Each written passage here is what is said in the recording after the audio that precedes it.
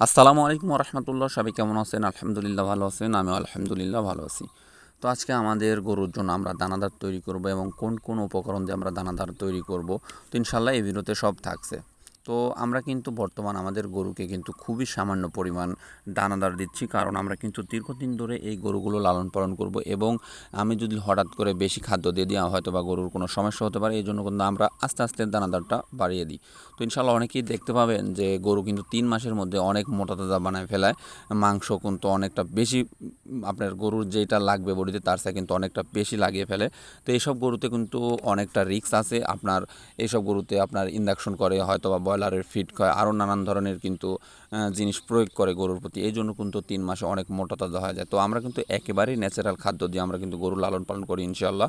তো দেখতে পাচ্ছেন এখানে যে বর্তমান আমি ধানের গোড়া দিচ্ছি 30 কেজির পরিমাপ, এবং শুধুমাত্র কিন্তু আমি এখন বর্তমান 2টা উপকরণ দিয়ে দানাদার তৈরি করতেছি।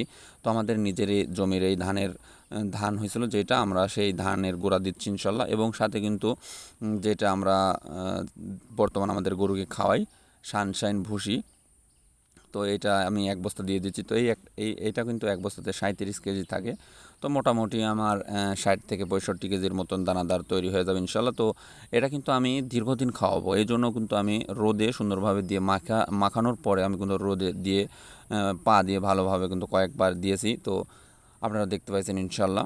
তো এটা কিন্তু আমাদের গরুকে বর্তমান দিচ্ছি হলো দিনে 3 কেজির মতন। 3টা গরুকে আমরা দিনে 3 কেজি দিচ্ছি, এবং আমাদের গরুকে কিন্তু আমরা এখন বর্তমান এবং আগে কিন্তু আমরা খুদের ভাত খাওয়াইছি। যদিও ডাক্তারেরা বলে যে খুদের ভাত খাওয়ানো খারাপ, আপনার যখন তখন গরুর সমস্যা হতে পারে, অনেকটা প্রোটিন ফ্যাট থাকে খুদের ভাতে।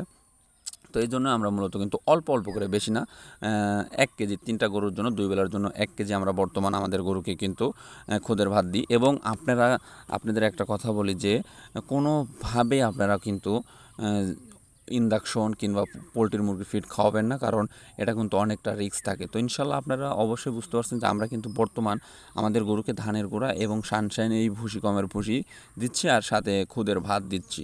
তো ইনশাল্লাহ আপনারা অবশ্যই অবশ্যই কিছু জানার থাকলে আমাদের কমেন্ট করবেন, এবং অবশ্যই নিত্য নতুন ভিডিও পাওয়ার জন্য সবাই সাবস্ক্রাইব করবেন। আসসালামু আলাইকুম রহমতুল্লাহ।